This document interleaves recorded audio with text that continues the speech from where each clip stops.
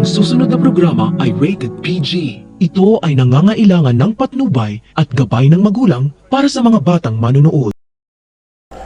Hindi makapaniwala si Giselle at Doc RJ nang mapanood nila sa balita na nagpa-press con si Dax at sinabi nitong hindi si Moira Tanyag ang totoong mastermind sa krimen.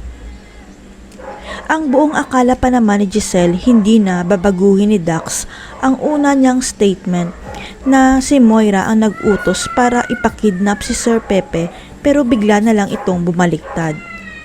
Ang malaking palaisipan kay Doc RJ kung bakit naman magsisinungaling si Dax kaya paimbestigahan ni Giselle si Dax kung sino ang nag-impluwensya sa kanya para bumaliktad ito. Hanggang sa maalala ni Giselle ang sinabi ni Justin sa kanya na nagpapaligaw si Zoe kay Dax at hindi lang siya ang nakakapansin dahil ito ang usap-usapan sa loob ng Apex.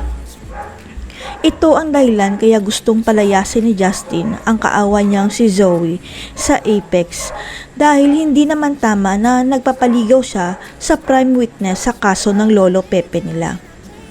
Pero dinay ito ni Zoe nang kumprontahin siya ni Giselle at naniwala naman siya dahil wala siyang hawak na ebidensya na magpapatunay na may relasyon si Zoe at ang witness. Matatandaan na sinabi mismo ni Zoe kay Justin na lagyan niya ng CCTV footage ang kwarto ni Dax para mapatunayan na hindi niya nobyo si Dax at tinupad naman ito ni Justin.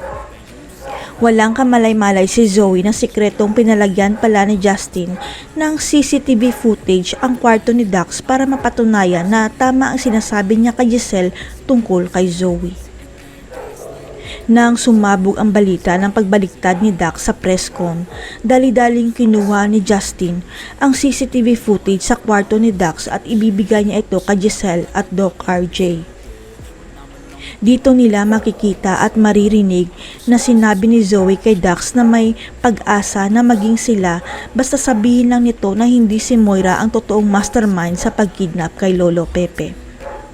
Galit na galit si Giselle nang marinig niya ito dahil hindi niya akalain na gumagawa pala ng paraan si Zoe para makalaya si Moira kaya palalayasin niya si Zoe sa Apex.